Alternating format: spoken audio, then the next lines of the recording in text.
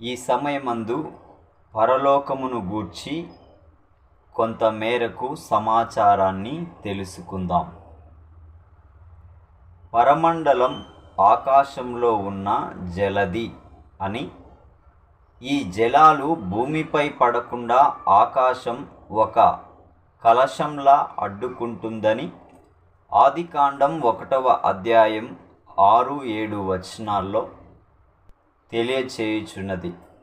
దేవుడు ఆకాశపు కిటికీలను విప్పినప్పుడు పైనుంచి వర్షం కురుస్తుందని ఆదికాండం 7వ అధ్యాయం 11-12 వచనములు, యెషయా గ్రంథం 24వ అధ్యాయము 18వ వచనము, మలాకీ గ్రంథం 3వ అధ్యాయము 10వ వచనములో ప్రాచీన కాలంలో హెబ్రీ ప్రజలు నమ్మేవారు. పర్వతాలు భారమైన ఈ కలశాన్ని మోసే స్తంభాలని కూడా వీరు నమ్మేవారు. యోబు గ్రంథము 26వ అధ్యాయము 11వ వచనము, దేవుడు తన నివాస స్థలమైన పరలోకము నుంచి పరిపాలిస్తుంటాడు. మొదటి రాజుల గ్రంథం 8వ అధ్యాయం 30వ వచనం, యెషయా గ్రంథం 66వ అధ్యాయం 1వ వచనం, మత్తయి సువార్త 5వ అధ్యాయం 34వ వచనం. పరలోకం దేవుని న్యాయ సభ కూడా. ఆదికాండం 1వ అధ్యాయం 26వ వచనం, అలాగే 3వ అధ్యాయం 22వ వచనం, యోబు 1వ అధ్యాయం 6వ వచనం, 2వ అధ్యాయం 1వ వచనం, 15వ అధ్యాయం 7-8 వచనములు. ఇజ్రాయేలు ప్రవక్తల్లో కొందరు దేవుణ్ణి దర్శనాల్లో పరలోకాన్ని చూశారు. మొదటి రాజుల గ్రంథం 22-19 వచనములు, ఏలియా సుడిగాలిలో పరలోకానికి కొనిపోబడ్డాడు. 2వ రాజులు 2వ అధ్యాయం 1-12 వచనములు. 3వ ఆకాశానికి కొనిపోబడిన అపోస్తుడైన పౌలు కూడా పరలోకంలో ఆశ్చర్యకరమైన సంగతులను విన్నాడు. 2వ కొరింథీలు రాసిన పత్రిక 12వ అధ్యాయము 1-4 వచనములు. యోహాను అనే భక్తుడు భవిష్యత్ విషయాలను వర్ణించే పరలోక దర్శనాన్ని చూశాడు. ప్రకటన గ్రంథం 4వ అధ్యాయం 1-22వ అధ్యాయం 17 వచనముల వరకు మనము చూసి తెలుసుకొనవచ్చును. దేవునిలో భయభక్తులు కలిగి జీవించిన వారు తమ మరణానంతరం పరలోకానికి వెళ్తారని పాత నిబంధన గ్రంథం సూటిగా ప్రస్తావించదు.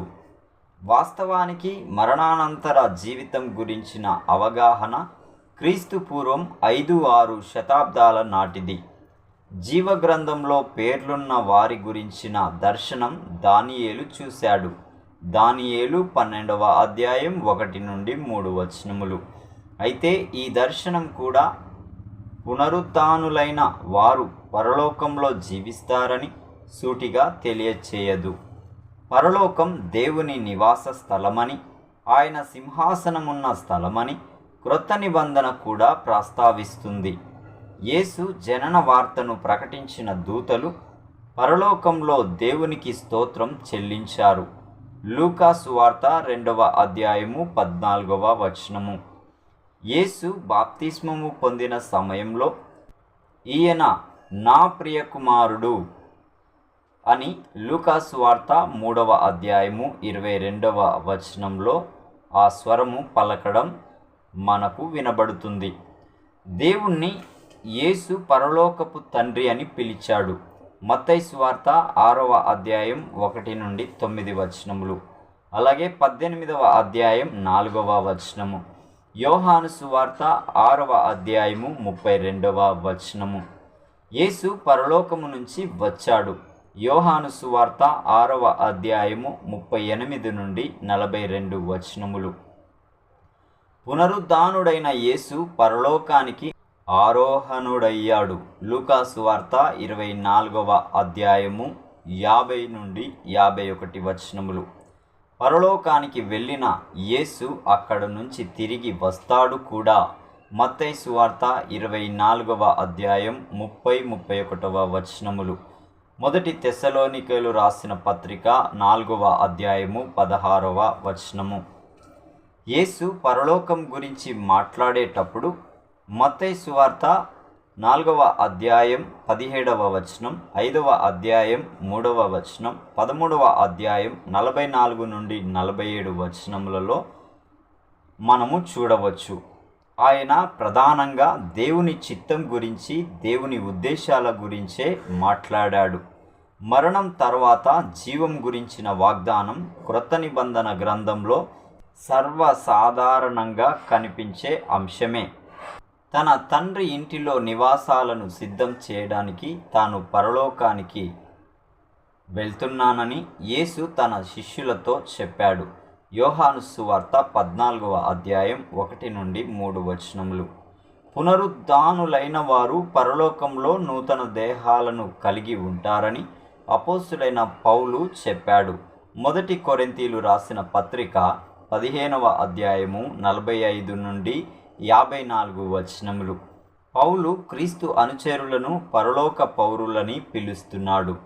క్రీస్తు మన దేహాలను మహిమ సంబంధమైన దేహాలుగా మారుస్తాడు అని ఫిలిప్పీలు రాసిన పత్రిక 3వ అధ్యాయం 20-21 వచనంలో చూడవచ్చును. ఇప్పుడున్న భూమి ఆకాశాల స్థానంలో క్రొత్త భూమి, క్రొత్త ఆకాశం వస్తాయని క్రొత్త నిబంధనలోని కొన్ని వాక్య భాగాలు తెలియజేస్తున్నాయి. 2వ పేతురు 3వ అధ్యాయం 10 నుంచి 13 వచనములు. ప్రకటనా గ్రంథం 21వ అధ్యాయం 1 నుండి 22వ అధ్యాయం 5వ వచనం వరకు.